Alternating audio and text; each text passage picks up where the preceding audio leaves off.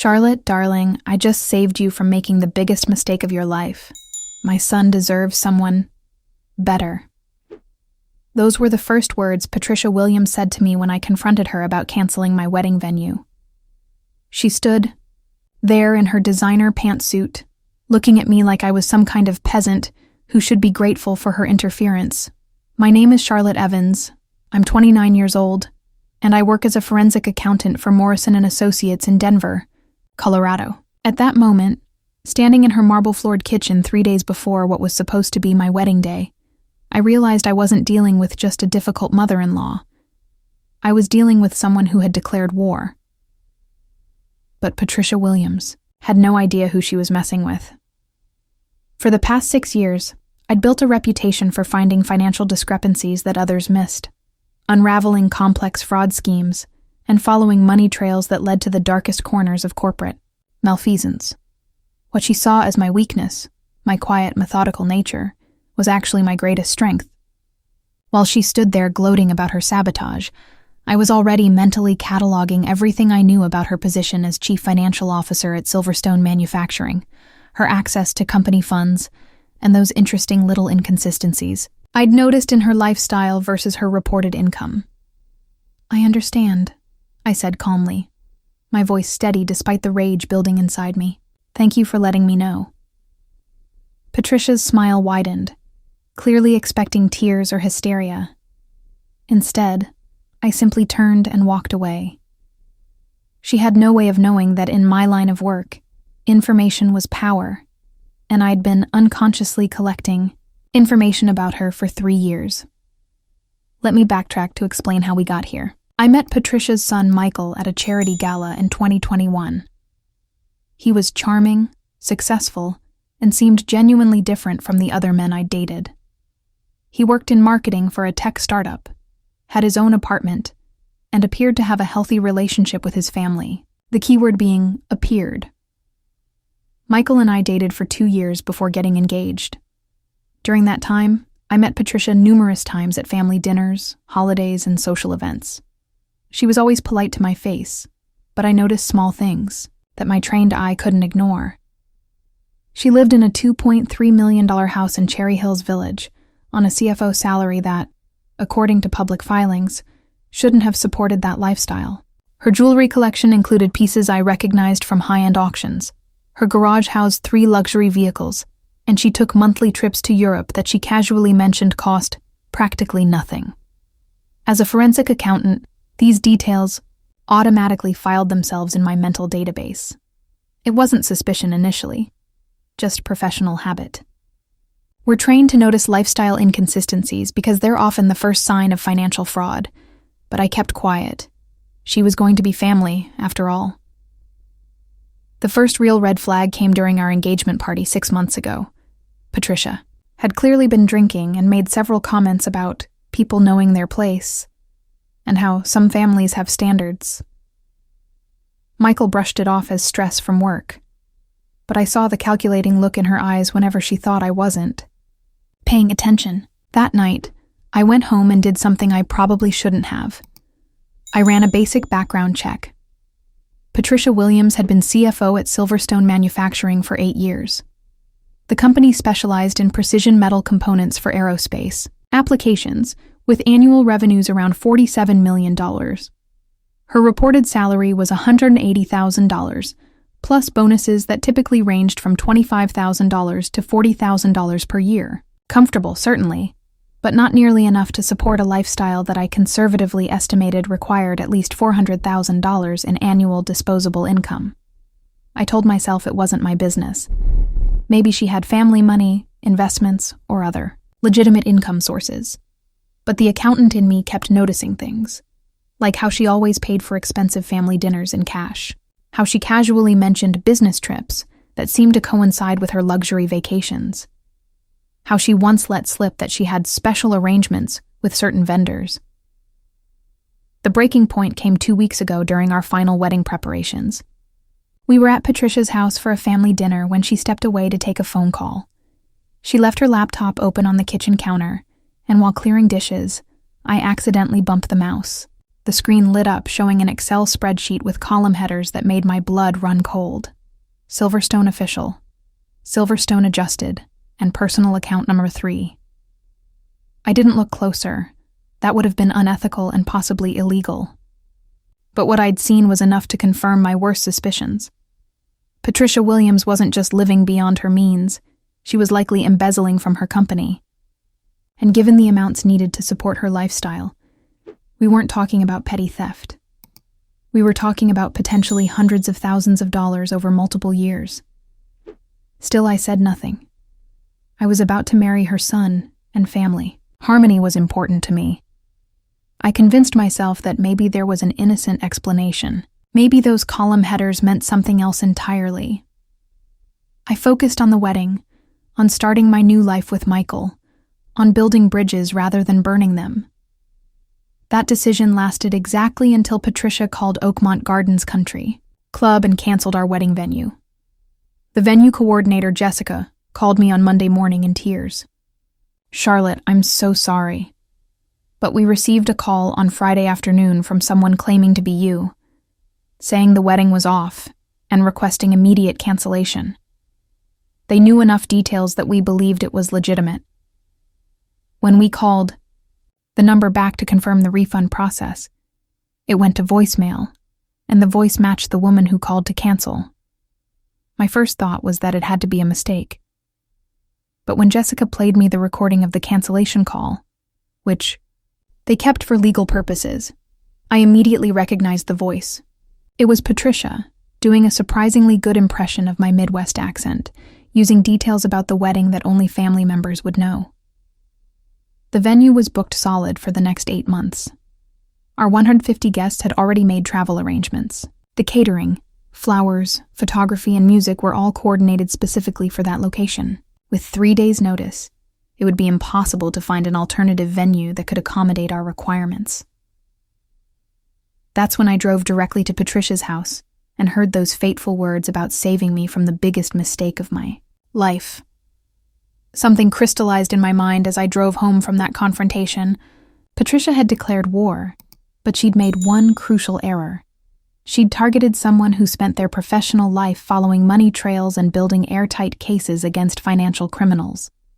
She'd also massively underestimated my capacity for strategic thinking.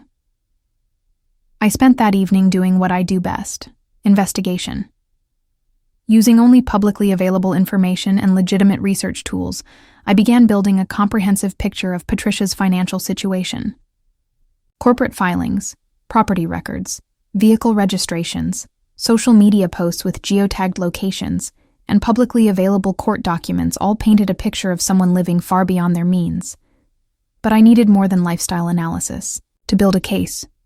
I needed documentation, patterns, and evidence that would meet legal standards. Fortunately, I had something Patricia didn't know about: a professional relationship with the FBI's Financial Crimes Unit. 6 months earlier, I'd assisted them with a complex embezzlement case, and Special Agent Maria Rodriguez had specifically asked me to reach out if I ever encountered suspected corporate fraud. Tuesday morning, I made that call. "Agent Rodriguez, this is Charlotte Evans from Morrison & Associates. I need to report suspected embezzlement, but I have a conflict of interest I need to disclose up front." I explained the situation honestly and completely, including my personal relationship with the suspect and my motivation for calling. Agent Rodriguez was quiet for a long moment. "Charlotte, I appreciate your honesty about the conflict of interest. Normally, that would complicate things, but financial crimes don't stop being crimes because of family relationships. What kind of evidence are we talking about?" Lifestyle. Analysis suggests diversion of approximately $250,000 to $300,000 per year over at least 5 years. The company is Silverstone Manufacturing, aerospace contractor, which means federal oversight applies. I haven't accessed any private financial records, but the public evidence is overwhelming. Can you compile a preliminary report? Nothing that crosses legal boundaries. Just the publicly available evidence organized in a format we can use to justify a formal investigation? I had that report ready by end of business Tuesday.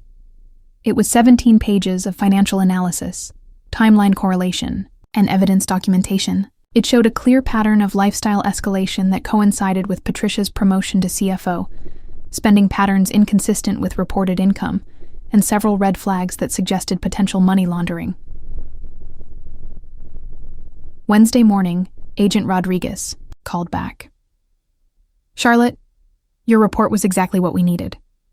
We're opening a formal investigation, which means we'll be requesting Silverstone's cooperation for a financial audit.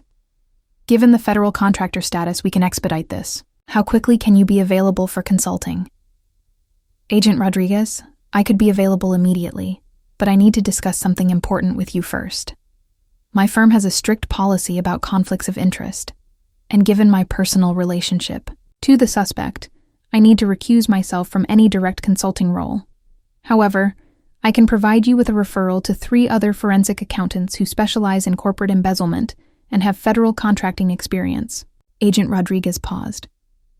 "Actually, that works better for our case. If you were directly involved in the investigation, any defense attorney would claim bias and try to get evidence thrown out. But Charlotte, I want you to know, your preliminary work here has potentially saved taxpayers millions of dollars.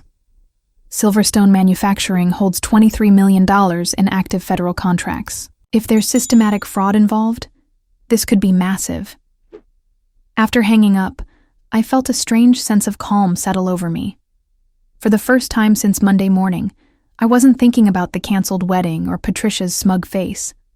I was thinking about justice, about accountability, and about the satisfaction of watching someone who thought they were untouchable learn otherwise. But Patricia wasn't done with her sabotage campaign. Wednesday afternoon, I received a text from my florist. "Charlotte, we received a call from your mother-in-law saying you needed to cancel the flower order due to a family emergency. She provided your credit card number for cancellation fees and said she'd handle notifying you. I hope everything's okay." Then the photographer. "Hi, Charlotte. Patricia Williams called this morning about canceling Saturday's shoot. She seemed very upset and mentioned something about postponing indefinitely. She took care of the cancellation fee and said you'd call when you were ready to reschedule. By evening, I had similar messages from the caterer, the string quartet, and the transportation company. Patricia had systematically canceled every vendor, somehow obtaining my credit card information and convincing each one that she was acting on my behalf during a family crisis. The audacity was breathtaking. But more than that, it was evidence of a pattern of fraudulent behavior that went beyond just embezzling from her company. She was comfortable impersonating others, manipulating financial information, and using unauthorized access to credit accounts. This wasn't her first rodeo. I called Michael that evening. We hadn't spoken since the venue crisis, and I needed to gauge whether he was complicit in his mother's actions or simply another victim of her manipulation. "Charlotte, I'm so sorry about all this," he said immediately. "Mom told me she'd been trying to help by calling vendors to see if we could negotiate better rates, but then everything got confused when you decided to postpone." "Michael, I never decided to postpone. Your mother called every single vendor and canceled everything while impersonating me and using my credit card information without permission. That's identity theft and fraud." The silence stretched for nearly 30 seconds. When Michael finally spoke, his voice was different, smaller, uncertain. "Charlotte, I know Mom can be intense, but she wouldn't commit fraud. There has to be an explanation. She used my credit card number, Michael. Credit card information that I never gave her. How do you think she got it?" Another pause. "Maybe she, I don't know, saw it when you were at the house? But that doesn't mean she intended anything criminal. Maybe she was trying to help and just got carried away." That's when I knew. Michael wasn't actively complicit, but he'd spent 34 years making excuses for his mother's behavior. He was so accustomed to explaining away her intensity that he couldn't recognize criminal activity even when presented with clear evidence. "Michael, I need you to listen very carefully. Your mother didn't just cancel our wedding. She committed multiple felonies doing it. Identity theft, credit card fraud, and conspiracy to interfere with business relationships. These aren't family, quirks, or someone getting carried away. These are serious crimes. You're being dramatic, Charlotte. Mom was trying to protect me because she thought maybe you were getting cold feet and she was helping you back out gracefully. Delusion was complete. Even faced with documented criminal behavior, Michael was constructing elaborate justifications rather than confronting the truth about Patricia. In that moment, I realized Patricia had actually done me a favor. Better to discover this now than 5 years into a marriage where I'd constantly battle her manipulation while my husband made excuses. Michael, I'm calling off the engagement. Not because of cold feet, but because I can't marry someone who enables criminal behavior from his family. Charlotte, please, don't let Mom's mistakes ruin what we have. I'll talk to her, set boundaries. You've had 34 years to set boundaries, Michael. The time for that was long before she decided to commit multiple felonies to sabotage our wedding. Thursday morning brought a call from my bank's fraud department. Ms. Evans, we've detected some unusual activity on your account. Several large charges were disputed and reversed by vendors you've worked with before, and we see attempted charges that appear to be someone using your card information incorrectly. Can you verify your recent transactions? The fraud specialist, David, walked me through the charges. Patricia had somehow obtained not just my credit card number, but also my security code and billing address. She'd successfully processed cancellation fees with 3 vendors before the others caught the discrepancies and contacted me directly. Ms. Evans, based on the pattern here, someone close to you has detailed access to your financial information. This isn't a random theft. This person knows your spending habits, your vendors, and has physical access to your cards. We're going to need to file a police report. David, I'm already working with law enforcement on related issues involving this person. Can you compile a complete record of the fraudulent transactions for the investigating officers? Absolutely. Ms. Evans, I have to ask, is this person likely to escalate their financial harassment? Because we're seeing behavior consistent with someone who feels comfortable committing financial crimes against you. That question haunted me for the rest of Thursday. If Patricia was willing to commit multiple felonies to cancel a wedding, what would she do if she discovered I'd reported her to the FBI? My answer came Friday morning. I arrived at my office to find my assistant, Jennifer, looking confused and concerned. Charlotte, I've been getting strange calls since yesterday afternoon. People claiming to be from various certification boards, asking about complaints filed against your professional conduct. Then this morning, someone from the Colorado Society of CPAs called asking about allegations of ethics violations. My blood ran cold. Professional accusations against a forensic accountant were career-threatening, even if ultimately unfounded. Jennifer, did they provide any details about the nature of these alleged complaints? The CPA Society representative mentioned something about unauthorized access to financial records and conflicts of interest in family-related investigations. She said they'd received a detailed complaint, alleging that you'd been using your professional credentials to conduct personal vendettas. Patricia had somehow discovered my FBI report, and her response was to try to destroy my professional reputation by filing false ethics complaints that, if believed, could result in the loss of my CPA license, my job, and my entire career. But she'd made another crucial error. Professional ethics complaints require detailed documentation, specific allegations, and evidence of misconduct. They also create official records that could be traced back to whoever filed them.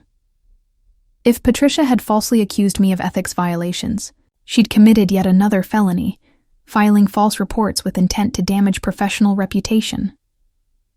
I spent Friday morning methodically documenting every aspect of Patricia's harassment campaign.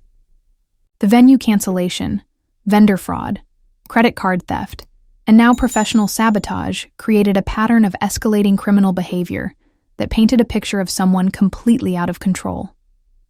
By noon, I had a comprehensive timeline compiled for Agent Rodriguez, but first, I made another call to Martin Phillips, Morrison & Associates managing partner, and my mentor for the past 6 years. Martin, I need to discuss a serious situation involving false professional ethics complaints filed against me by someone engaging in criminal harassment. Martin listened without interruption as I walked him through the entire situation, from the wedding sabotage through the morning's ethics complaints. When I finished, he was quiet for a long moment. Charlotte, in 30 years of practice, I've seen colleagues face false accusations, but never as part of such a systematic criminal campaign. However, I'm confident that your professional conduct has been exemplary.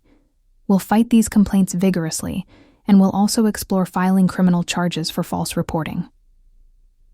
Martin, there's something else. This person is likely embezzling from their employer, and I've already reported that to federal authorities. She may have discovered the investigation and be retaliating. Then we have a clear timeline showing escalation from personal harassment to professional retaliation. Charlotte, I want you to take the rest of the day to compile everything for law enforcement. This has gone far beyond a family dispute. That afternoon, I called Agent Rodriguez with an update that transformed the entire investigation. Agent Rodriguez, the subject has escalated to criminal harassment, including identity theft, credit, card fraud, and filing false professional ethics complaints. I believe she may have discovered the embezzlement investigation and is attempting to discredit me preemptively. Charlotte, that changes everything. If she's willing to commit multiple felonies to silence a witness, we're looking at obstruction of justice and witness intimidation on top of the embezzlement. We need to accelerate this investigation before she destroys evidence or flees. How quickly can you move? We already have preliminary warrants prepared based on your initial report. With this new evidence of witness intimidation, we can execute search warrants on Monday. But Charlotte, I need you to be extremely careful this weekend. Someone this desperate and reckless poses a genuine physical threat. Agent Rodriguez was right to be concerned. Patricia had demonstrated increasingly poor judgment and escalating criminal behavior, but she'd also made a fatal tactical error. She'd left a trail of evidence so clear that even a first-year law student could follow it. Saturday morning, what would have been my wedding day, I received a text from an unknown number. You've made a terrible mistake interfering in family business. There are consequences for people who don't know their place. The message was clearly from Patricia, using a number I didn't recognize. But rather than feeling intimidated, I felt oddly excited.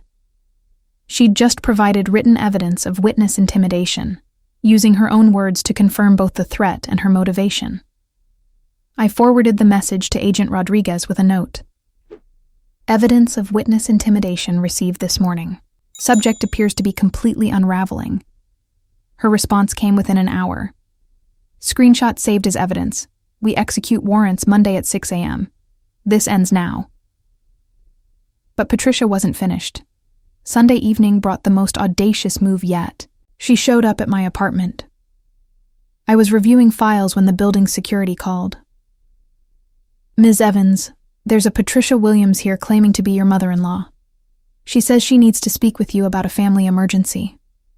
Please tell Ms. Williams that I'll only communicate with her through attorneys going forward and ask her to leave the building. 10 minutes later, my doorbell rang. Somehow, Patricia had convinced another resident to let her into the building. When I looked through the peephole, she was standing in the hallway holding an envelope and looking directly at the door camera. I didn't open the door, but I did start recording on my phone as I spoke through the intercom. Patricia, you need to leave immediately. I've asked you not to contact me. Charlotte, darling, I think we've had a misunderstanding. I brought you something that might change your perspective on recent events. She held up the envelope. Information about your precious FBI friends that you might find illuminating. Even through the door, her voice carried that same smug confidence from our kitchen confrontation. She actually believed she could manipulate her way out of federal criminal charges. Patricia, I'm calling the police. Leave now. Oh, Charlotte, always so dramatic. I'm simply trying to have a conversation about family loyalty and the importance of discretion in certain matters. The threat was clear, but again, Patricia had made it while I was recording. She just created audio evidence of attempted bribery, and continued witness intimidation. As I called 911, I could hear her talking to herself in the hallway. Ungrateful little nobody. Doesn't know what kind of people she's dealing with. We'll see how clever she thinks she is. The police arrived within 15 minutes, but Patricia was gone. However, she'd left the envelope taped to my door. Inside was a single sheet of paper, with what appeared to be photocopied financial documents and a handwritten note. Everyone has secrets, Charlotte, even federal agents. Think carefully about your next move. The documents appeared to show Agent Rodriguez receiving payments from an unknown source, clearly intended to suggest corruption or bribery. But the photocopies were obviously amateur forgeries, wrong fonts, inconsistent formatting, and transaction codes that didn't match federal banking standards. Patricia had attempted to blackmail me with forged documents, implicating a federal agent in corruption. She was so far beyond rational thought that she'd committed additional felonies while already under federal investigation. Monday morning, everything came together like a perfectly executed financial audit.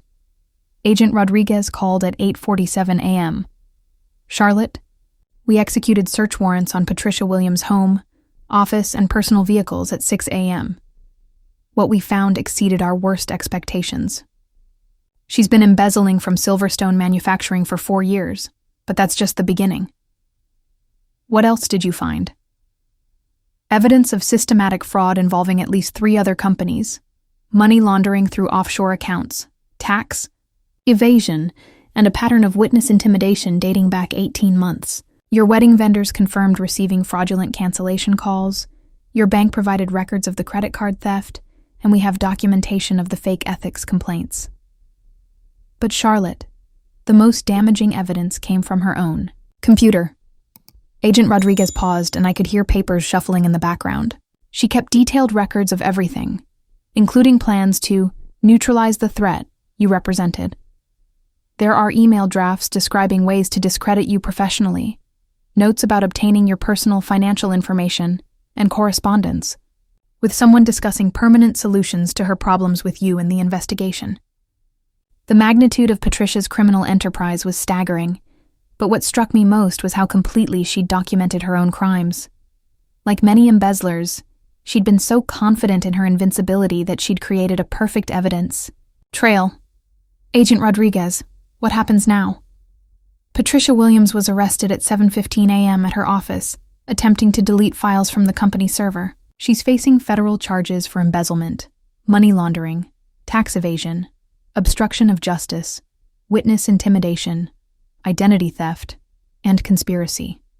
We're coordinating with local authorities on the credit card fraud and false reporting charges. Given the evidence, she'll likely spend the next 10 to 15 years in federal prison. As I hung up the phone, I thought about Patricia's words from that day in her marble-floored kitchen. My son deserves someone better. She was right, in a way. Michael deserved someone better than a woman who would systematically destroy another person rather than accept losing control. And I deserved someone better than a man who would enable that behavior. The ironic part was that Patricia's sabotage had actually saved me from making a terrible mistake.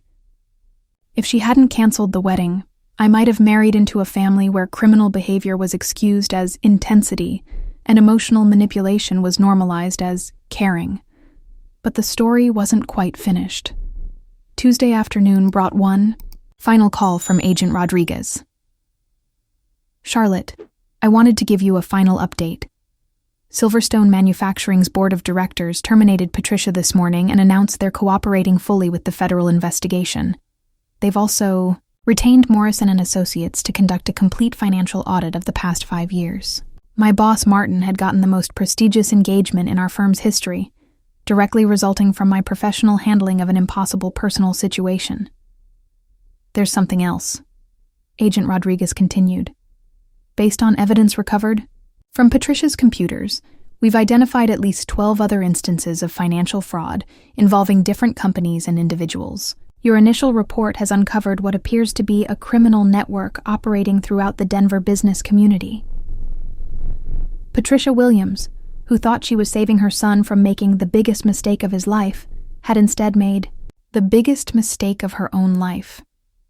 She'd targeted someone with exactly the right professional skills, ethical foundations, and methodical temperament to bring down her entire criminal operation. Over the following weeks, I watched the local news coverage of what reporters dubbed the Silverstone scandal with a sense of quiet satisfaction. Patricia's mugshot appeared on several programs, looking haggard and desperate, a far cry from the confident woman in the designer pantsuit who'd gloated about canceling my wedding. Michael called several times, alternating between apologizing for his mother's behavior and asking if I'd consider reconciling once this all blows over.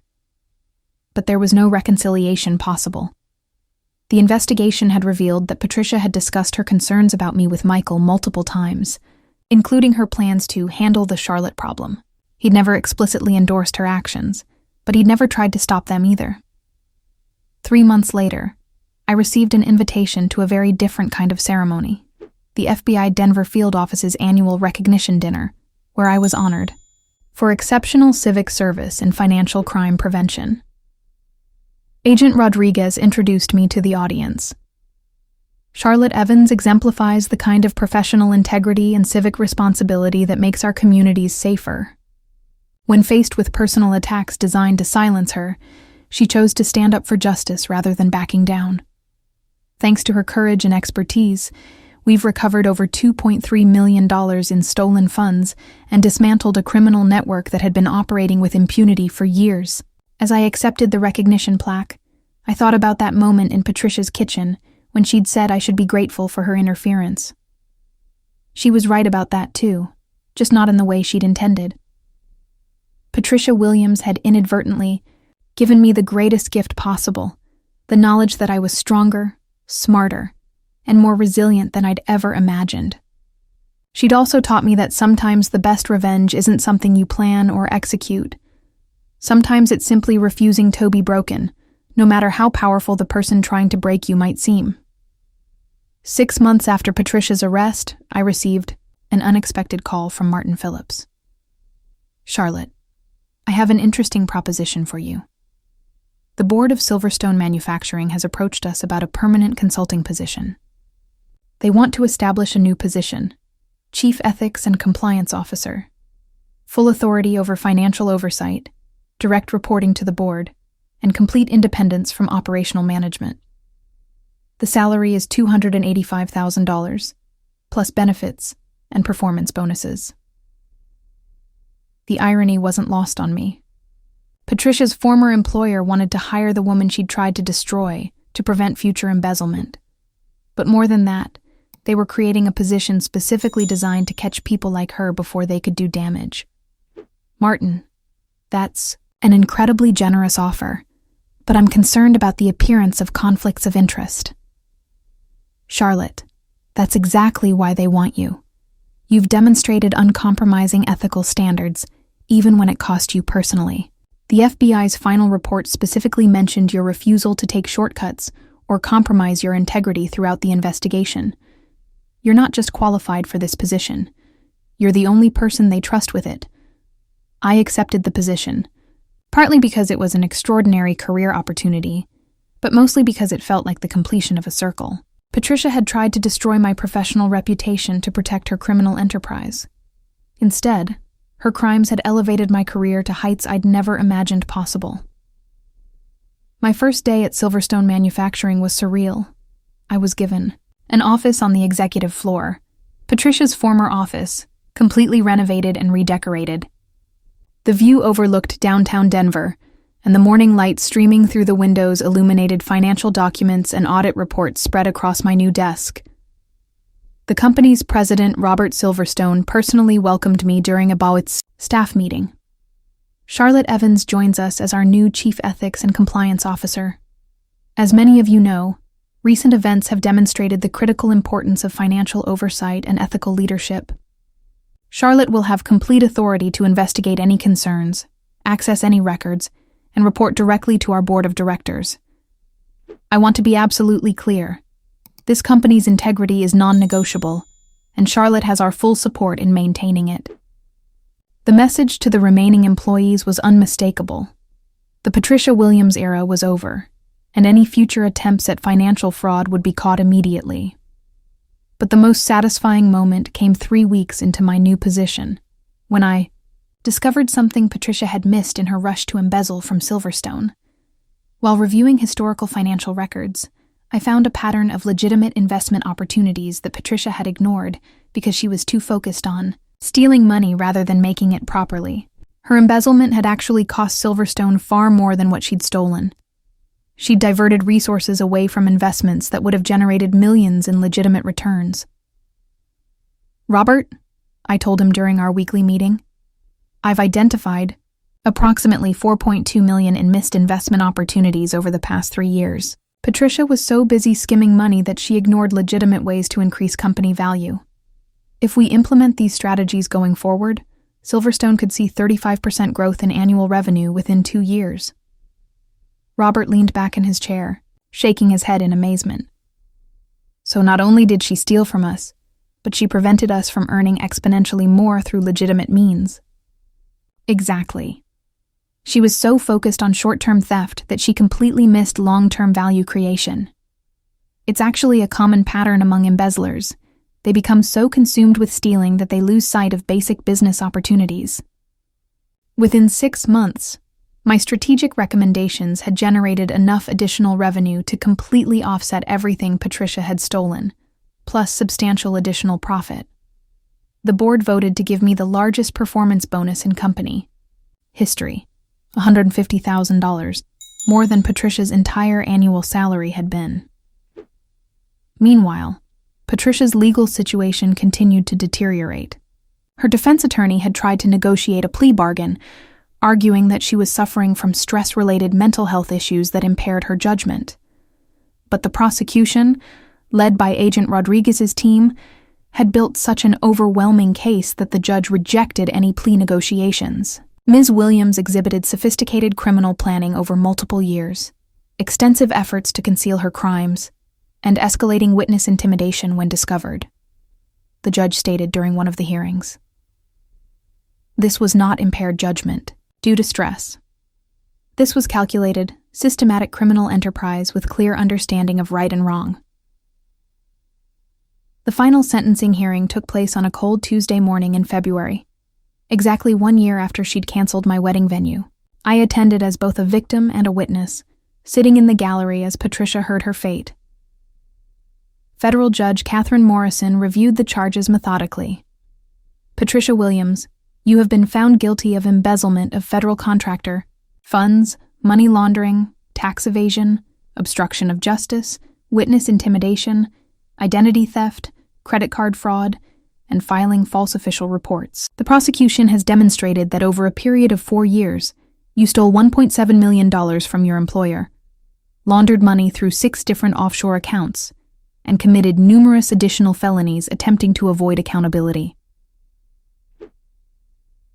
Judge Morrison paused, looking directly at Patricia, who sat hunched at the defense table looking nothing like the confident woman who'd once gloated about saving her son from marrying me.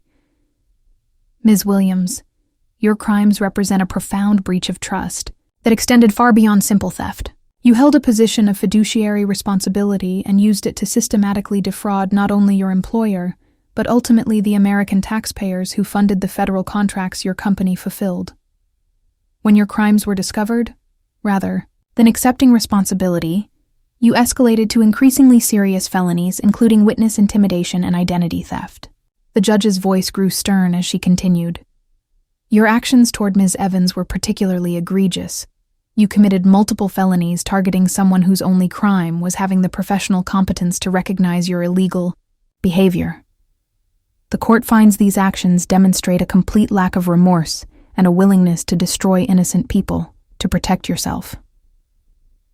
Patricia's attorney made one final plea for leniency, arguing that she was a first-time offender who had lost everything and posed no future threat to society. But Judge Morrison was unmoved. "Patricia Williams, I sentence you to 12 years in federal prison, to be followed by 5 years of supervised probation.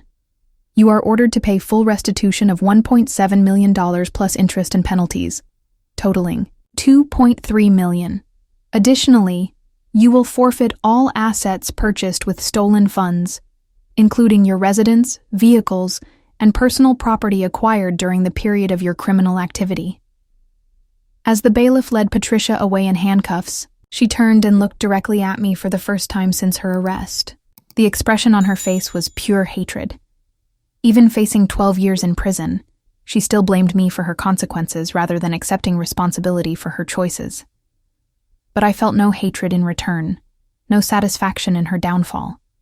I felt something much more valuable: complete peace with the knowledge that justice had been served through proper legal channels, with dignity and integrity intact. After the hearing, Agent Rodriguez approached me in the courthouse hallway. "Charlotte, I've been in financial crimes for 15 years, and I've never seen anyone handle a situation like this with such professionalism. You could have sought personal revenge, but instead you chose justice. The difference matters." Agent Rodriguez, revenge would have brought me down to her level. Justice elevated everyone involved. Michael had attended the sentencing hearing as well, sitting several rows behind me. As I walked toward the courthouse exit, he approached hesitantly. "Charlotte, I know I have no right to ask this, but I wanted to apologize for not seeing what Mom was really like, for not protecting you, for not believing you when the evidence was right in front of me. You deserve so much better." I looked at him for a moment, seeing not the man I'd once planned to marry, but someone who had finally begun to understand the magnitude of what had happened. "Michael, I did deserve better, and I found it in myself. I hope you can find the courage to build healthier relationships going forward. It was the closure I needed, not dramatic, not vindictive, just honest and final." 1 year later, at Silverstone Manufacturing's annual board meeting, Robert Silverstone announced that the company had achieved record profits under our new compliance and ethics initiatives. Charlotte Evans has not only protected us from future financial crimes, but her strategic oversight has generated more legitimate profit in 18 months than we saw in the previous 5 years. She embodies the kind of leadership that builds lasting success rather than short-term gains. As I received recognition for my work, I thought about Patricia's words that day in her kitchen. My son deserves someone better. She'd been absolutely right, but not in the way she'd intended. Michael deserved someone who would help him grow into a more honest, accountable person. He deserved someone who would challenge him to set appropriate boundaries with toxic family members. He deserved someone who wouldn't enable his tendency to make excuses for unacceptable behavior. I wasn't that person, because I deserve someone who already possessed those qualities. More importantly, I'd learned that the best revenge isn't elaborate schemes or dramatic confrontations. The best revenge is living a life so successful and fulfilling that your enemies become irrelevant to your happiness. Patricia had tried to destroy me, but instead she'd inadvertently launched me toward the most successful and satisfying period of my career. Sometimes karma doesn't need your help. It just needs you to step aside and let justice take its natural course. And sometimes the person who tries to knock you down ends up being exactly the catalyst you needed to rise higher than you ever thought possible. Today, I drive past Patricia's former house occasionally on my way to work. It sold at foreclosure, auction, for less than half its original value. The new owners have renovated it completely, and children play in the yard where Patricia once parked her luxury cars purchased with embezzled funds. The house looks happier now, filled with honest people living an honest life. And so do I. People living an honest life. And so do I.